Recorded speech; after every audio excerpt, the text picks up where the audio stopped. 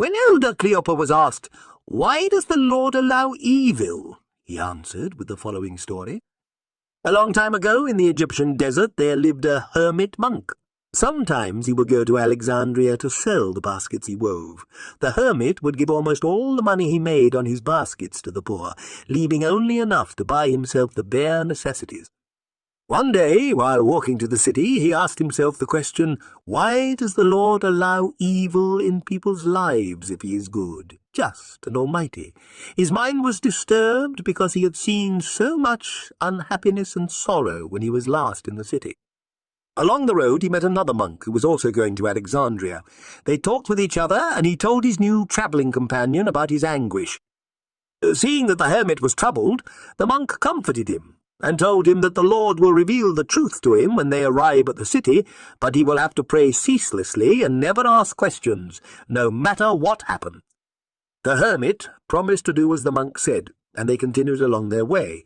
They stopped at one home to spend the night. The householders received them with love and generously fed them.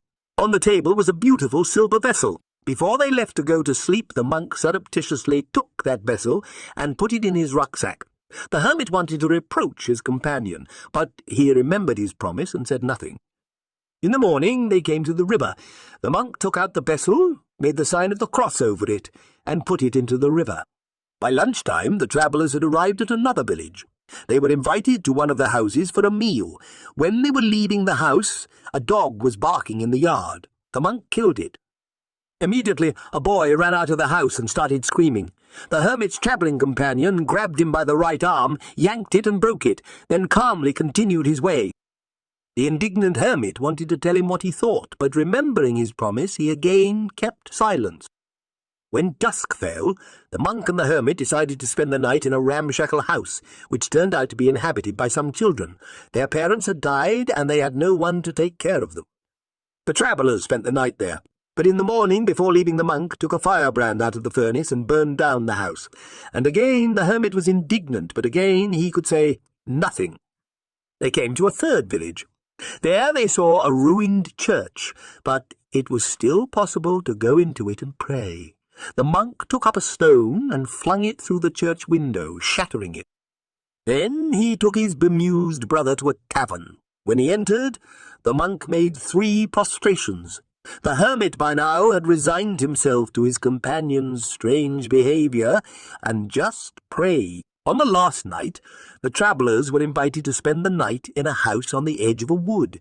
There lived a young couple who had no children. In the morning, the couple set out to work in the field, and the travellers went on their way. But suddenly the monk returned and burned down that house as well.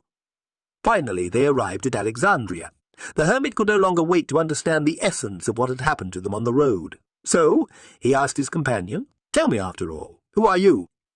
"I am an angel," the other replied. "You, an angel?" the hermit scoffed disdainfully. "You are a real devil. Only a demon could do all those dreadful things you've done. Those good people showed you hospitality. You repaid them all with black ingratitude. You were a thief, an arsonist, a murderer, and a sacrilegious desecrator, and you even wear monastic clothing." "You are mistaken," the travelling companion answered. "I really am an angel.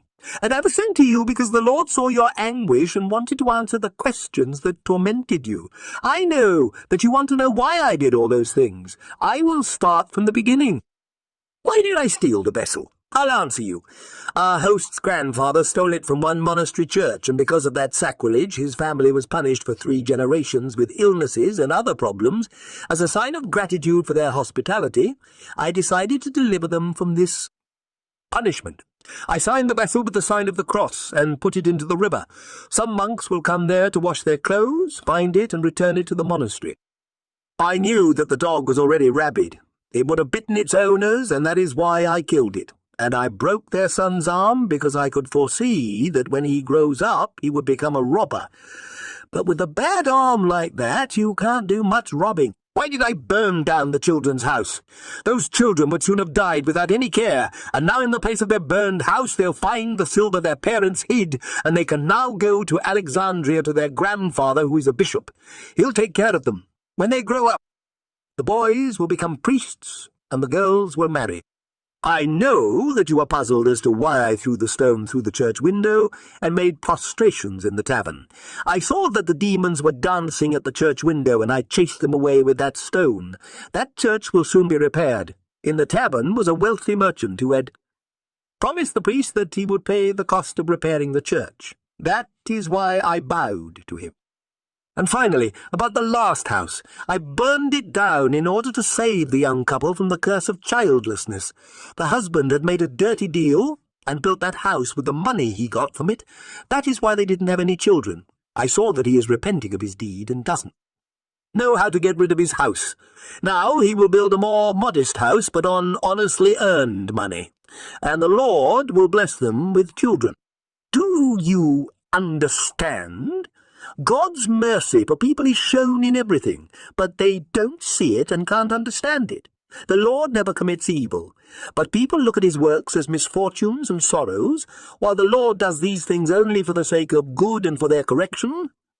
Therefore, do not look at the external side, but try to see God's all, encompassing justice in everything.